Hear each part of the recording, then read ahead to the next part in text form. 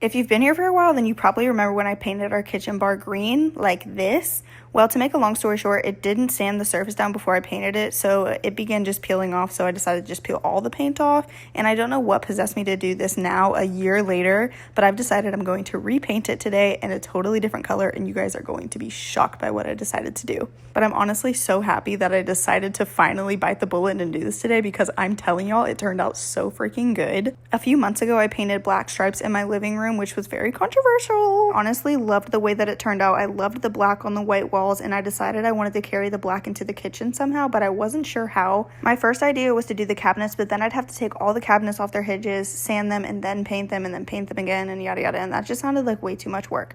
So here we are doing the kitchen bar instead.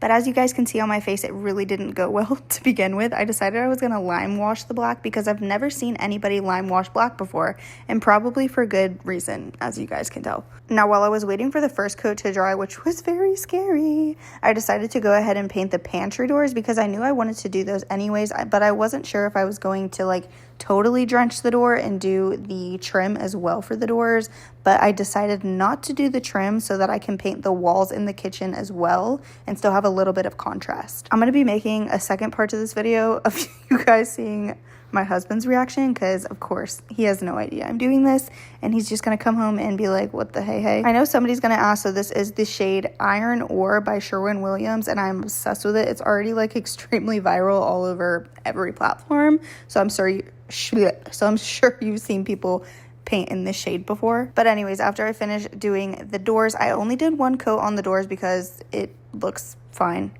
Sue me, I don't know.